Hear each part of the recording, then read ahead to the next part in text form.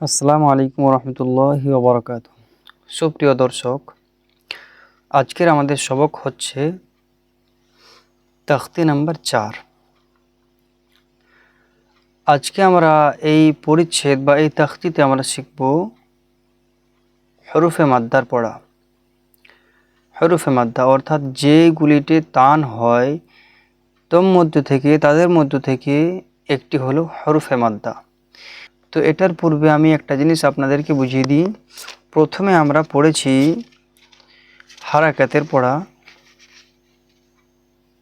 যে জবর জের পেশকে হারাকাত বলা হয় আর হারাকাতে টান হয় না। আমরা কেমন পড়েছিলাম এখানে? হামজা জবর আ, বা জবর বা, শেষের যে উচ্চারণটা তাতে টান হবে কি হবে না সেটার কথা হচ্ছে।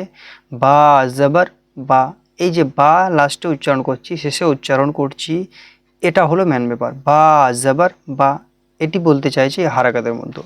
আর সেই জিনিসটি বলতে চাইছে এখানে হারফে মাদ্দাতে এসে, যে এইখানে টান হবে, কারণ এখানে সব কিছু দেওয়া আছে।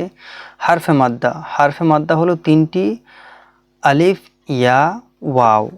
এই আলিফ ইয়া ওয়াও যখনই আসবে তখনই কিন্তু টান হবে, এক আলিফ করে টান হবে। আর আলিফ কখন মাদ্দা হয় সব কিছু এখানে লেখা রয়েছে, আমি আপনাদেরকে একদম ছোট করে ভালোভাবে বুঝিয়ে দিচ্ছি। আলিফ মাদ্দা হয় আলিফের পূর্বে জবর থাকলে আলিফ মাদ্দা হয়। যেমন দেখেন এখানে সবগুলিতে দেওয়া রয়েছে। এখানে আলিফ আছে, পূর্বে জবর দেওয়া আছে, এখানে আলিফ আছে, পূর্বে জবর দেওয়া রয়েছে, আলিফ আছে, পূর্বে জবর দেওয়া রয়েছে, সবগুলিতে এখানে আলিফে মাদ্দা রয়েছে। অতএব এখানে সবগুলিতেই টান দেওয়া হবে। কেমন হবে? হামজা আলিফ জবর আ, বা আলিফ জবর বা। আমরা কিন্তু এখানে পড়েছি হামজা জবর আ, বা জবর বা, কিন্তু এখানে পড়ব হামজা আলিফ জবর আ, এই যে আ টেনে পড়ব। কারণ এখানে রয়েছে আলিফে মাদ্দা, আর আলিফে মাদ্দাতে এক আলিফ পরিমাণ টান হয়, আমরা এখানে জানলাম। হারফে মাদ্দা তিনটি, আলিফ ইয়া ওয়াও, মধ্যে থেকে এটি হলো আলিফে মাদ্দা। বা আলিফ জবর বা, এক আলিফ করে সবগুলি টান দিয়ে পড়তে হবে। তো চলুন আমি কয়েকটি দেখিয়ে দিই আপনাদেরকে। তা আলিফ জবর তা, থা আলিফ জবর থা, জিম আলিফ জবর জা। এরকম করে আপনি কিন্তু পুরোটি পড়বেন। এখানে দেখেন সদ আলিফ জবর স, রদ আলিফ জবর র, এরকম করে পুরোটি পড়বেন। ওয়াও আলিফ জবর ওয়া, হা আলিফ জবর হা। আপনার যদি বুঝতে কোনো রকম অসুবিধা হয় বা আপনি যদি চান যে এই তাখতি নাম্বার 4-এর বিস্তারিত আরও আলোচনা নিয়ে আসতে, তো আপনি কমেন্ট বক্সের মধ্যে জানাতে পারেন বা জানাবেন, আমি অবশ্যই আপনাদেরকে আরও হেল্প করব। তো চলুন এখানে একটু নিচের দিকে নেমে আসি। এই বক্সটির মধ্যে আমরা দেখি আমরা এটি আয়ত্ত করতে পেরেছি কি না। তো চলুন এখানে দেখি, জায়ের মধ্যে রয়েছে আলিফ। আমরা ইতিপূর্বে দেখলাম আলিফে মাদ্দা কাকে বলে। আলিফের পূর্বে জবর থাকলে আলিফে মাদ্দা, এটি হলো আলিফে মাদ্দা, এই আলিফটি আলিফে মাদ্দা হয়ে যায়। তো এখানে কি করতে হবে? এক আলিফ পরিমাণ টান দিয়ে পড়তে হবে। অতএব আমরা কিন্তু এখানে এক আলিফ টান দিয়ে পড়ব। কেমন পড়ব? জা আলিফ জবর জা, এরকম পড়ব। দালে টান হবে কি হবে না? দালে আমাদের টান হবে না, কারণ হারাকাত রয়েছে, আর হারাকাতে টান হয় না। দাল জবর দা, কেমন হবে পড়াটি? জা দা। আমরা কিন্তু নিজেদেরকে জিজ্ঞাসা করব যে এই যে শব্দটি রয়েছে এটির মধ্য থেকে কোনখানে টান হবে, কোনখানে টান হবে না। তো চলুন এখানে দেখিনি, প্রথমে নিজেকে জিজ্ঞাসা করি খয়ের মধ্যে টান হবে কি হবে না? খয়ের মধ্যে টান হবে। কেন? কারণ খয়ের মধ্যে রয়েছে আলিফে মাদ্দা। আলিফের পূর্বে জবর থাকলে আলিফ মাদ্দা হয়। তো এখানে রয়েছে আলিফে মাদ্দা, খ আলিফ জবর খ। ফায়ে টান হবে কি হবে না? ফায়ে টান হবে না, কারণ ফায়ের মধ্যে রয়েছে হারাকাত। জবরজের ফেসকে হারাকাত বলা হয়, আর হারাকাতে টান দেওয়া নিষেধ। তো এখানে হবে ফা জবর ফা, খ ফা।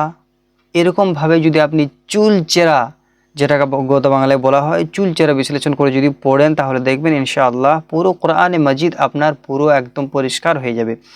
আপনি পড়বেন, কোরআনে কারিম পড়বেন, তেলাওয়াত করবেন, দেখবেন সমস্ত কায়দাগুলি, সমস্ত নিয়মগুলি আপনার চোখের সামনে ভাসছে, যদি এভাবে আপনি পড়ে নিতে পারেন। তারপরে দেখেন তা আলিফ জবর তা, বা জবর বা, তা বা। বুঝতে পেরেছেন? এখানের মধ্যে কোনখানে টান হবে? এখানের মধ্যে এখানে টান হবে, এইগুলিতে টান হবে না। জিম আলিফ জবর যা, হা জবর হা, যা হা, দাল জবর দা, জাহাদা, এভাবে পড়বেন। আপনি কিন্তু এভাবে পড়বেন না, কেমন জিম আলিফ জবর যা, হা জবর হা, দাল জবর দা, এভাবে নয়। আপনি এভাবে পড়বেন, একটি শব্দ পড়বেন আর একটি শব্দ পড়ে নিয়ে তারপর পূর্বের সঙ্গে মিলাবেন। এতে করে কি আপনি ভালো করে পড়তে পারবেন, ভুলবেন না। তো এটি হয়ে গেল। এটি কীরকম করে পড়বেন, এটিতেও সেম, প্রথমেরটাতে টান হবে, তারপরে দুটিতে টান হবে না। হা আলিফ জবর হা, সিন জবর সা, হা সা, বা জবর বা, হা সাবা। এখানের মধ্যে দেখেন, এখানের মধ্যে এই মাঝেরটাতে টান হবে, কারণ এতে রয়েছে আলিফে মাদ্দা, আর এইগুলিতে টান হবে না হারাকাত থাকার কারণে। তো কেমনভাবে পড়বেন, জিম পেশ জু, নুন আলিফ জবর না, জুনা, হা পেশ হু, জুনা হু, শিন আলিফ জবর শা, র জবর র, শা র, বা জবর বা, শা রবা।